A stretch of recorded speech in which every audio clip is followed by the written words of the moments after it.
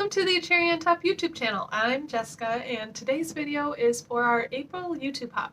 And in this hop, we are focusing on spring. And for this hop, I'm making a spring-themed junk journal, and this was so fun to put together. So keep watching to see how.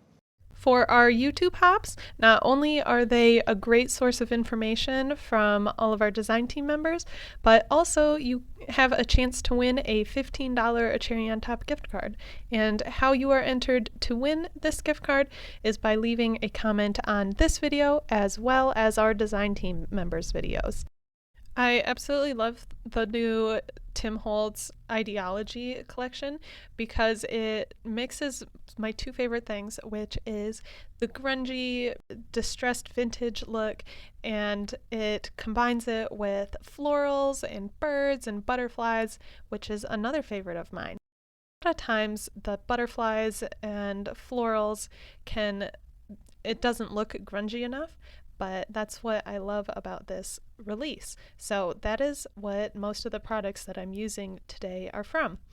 I began this project using a fabric journal from Tim Holtz, and for the cover I'm layering on some collage paper, and I'm sticking it on using matte Mod Podge. I didn't know how well this was going to stay. It seemed like it would stay pretty well, but just to reinforce it and make sure this collage paper isn't going anywhere, I decided to pull out this little sewing machine and stitch around the edges.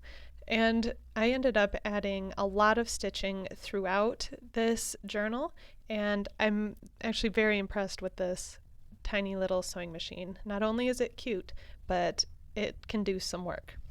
So if you're looking for a little sewing machine, I have the link in the description below. And now is the point where I'm going to start getting into the paints, and how I like to paint when I'm doing an entire art journal is very quickly, and I have all of my colors laid out on the side. I have 2 shades of green, 2 shades of pink, and 2 shades of blue that I'm working with, as well as a milky white that I'm using to make these colors a little more subtle here and there. But as you can see, as I'm flipping through these pages, I'm doing only horizontal and vertical stripes, and that's because when you start putting in diagonal lines, it really draws your eye to that diagonal line, where all of what I'm doing right now is just meant to stay in the background. It adds a little color to my page and is starting to bring in that springy vibe that I'm going for with this book. So like I said, I'm just going through very quickly. Don't be too picky about these pages. A lot of the pages, I'll have one page mostly blue, one page mostly green, one page mostly pink, and I might add a little splash of another color in there here and there. But don't get too hung up on this background stage because a lot of this is going to get covered up. It's just so I'm not working on from a blank slate, which can be kind of intimidating. I didn't realize until I started going through the pages and painting that this little book actually has quite a few pages. It has 10 pages, which may not seem like a lot until you're starting to work in it and painting every page and adding ephemera on every page.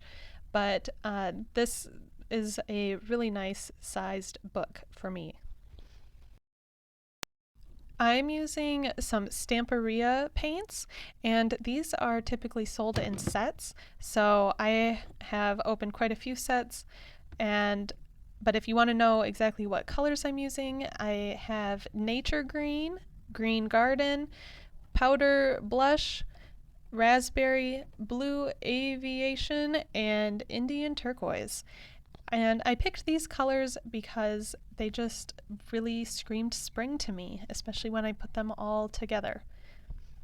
I'm using the stencils now to continue the work on the backgrounds. I love layering, and more mixed media layers the better in my opinion.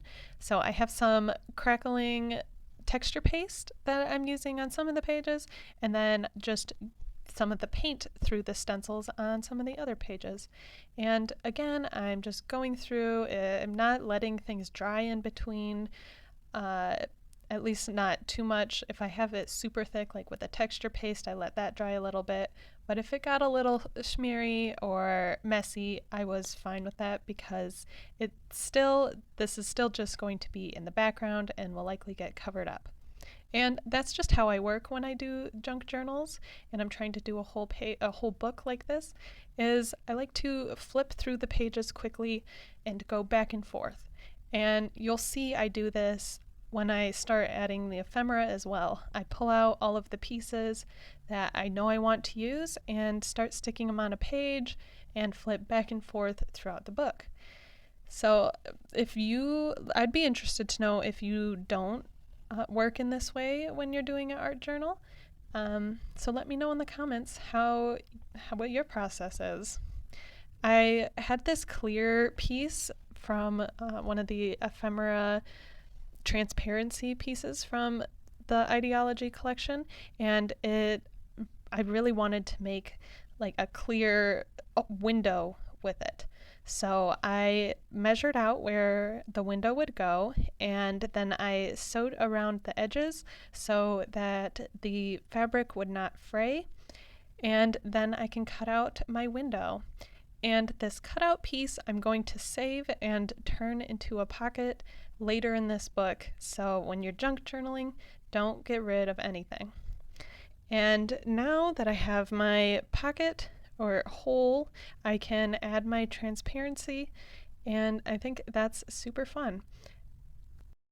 When I saw these 3 plant cards, I thought they would be super cute if I made a little book out of them. So I'm scoring the edges, and then I used the sewing machine to sew along those edges, and it made this cute little flip book. So I'll glue that on in there.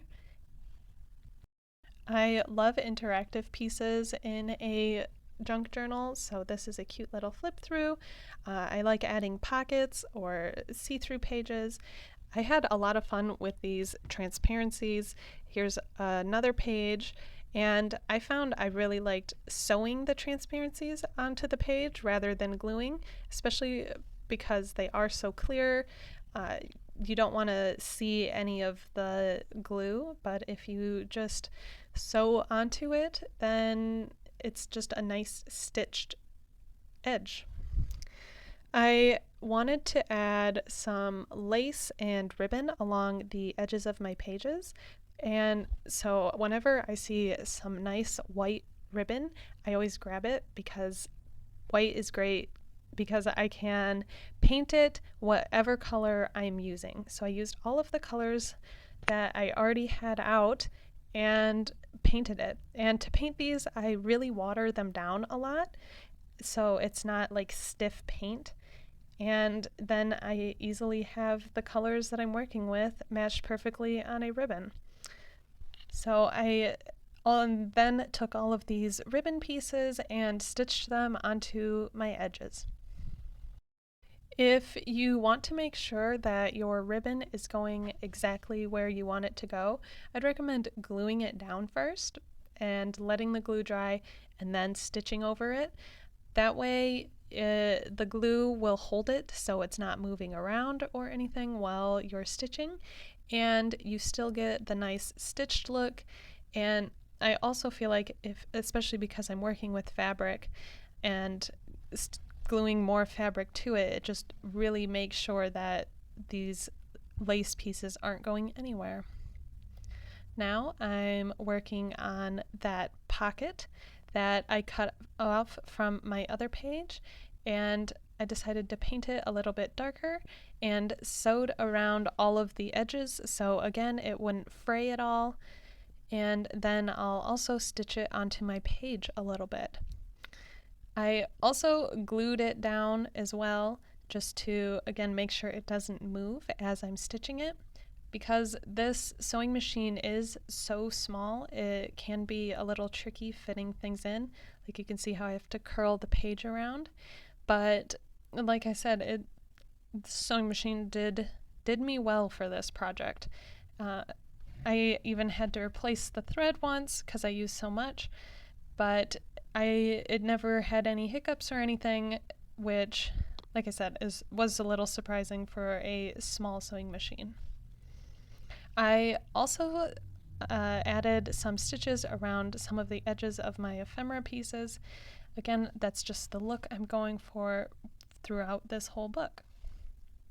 I have some smaller transparent pieces that, again, I'm stitching on, and I feel like if I was trying to glue these on, it would be quite fussy. I grabbed this cloud piece, and when I saw it, I thought it would be perfect behind this transparent page because it would just look like clouds in the background. I decided to add a little bit more paint to this page to go with the blues of the sky, and then I found another one of these transparent pieces that had some florals in the corner that I thought would look perfect here. I added a little bit of green on the bottom so it would look like these flowers are resting on some green grass, and that was it for that page. As I started flipping through my pages, I noticed that the backs of these cards are just so white, which was not the look that I was going for, so I quickly went through and added some paint to them, and the problem was solved. So like I said, I really go back and forth and flip around these pages a lot. When I find a piece of ephemera that I want to use, I flip through the book and find where I want it to go and base the rest of the page around that.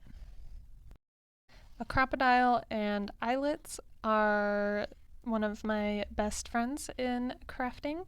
I love the look that a nice clean eyelet gives to a tag. And it's in these art journal pages, it's really all about these small details that most people wouldn't even notice. But us as crafters, we notice those details. And I think adding an eyelet to a tag is one of them. On this page, I decided to actually sew an additional page onto it.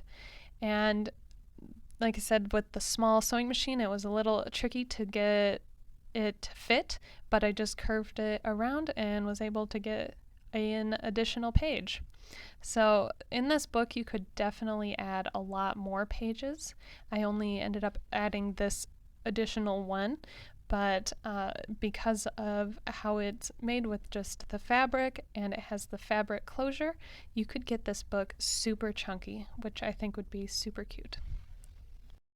And a lot of the techniques that I'm showing in this junk journal could also be used in card making or scrapbooking or art journaling.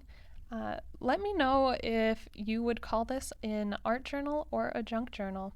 I do a lot of both, and I think I'd call it more of an art journal when I would spend longer time on one page, where I'd call it a junk journal when I'm flipping through the book and doing the whole thing at once. So let me know how you would call them. I decided to add the closure band onto the back of the book and stitch it on so it couldn't leave, and now I can wrap it around and tie it up. So here's a look at the finished junk journal. I'm really happy with how it turned out, and it definitely gives me springy vibes. So I'm ready for this warmer weather and to go outside and look at all the flowers and the butterflies and the birds. So make sure you watch the rest of the videos in the hop and get some more inspiration for your spring projects. Thanks for watching.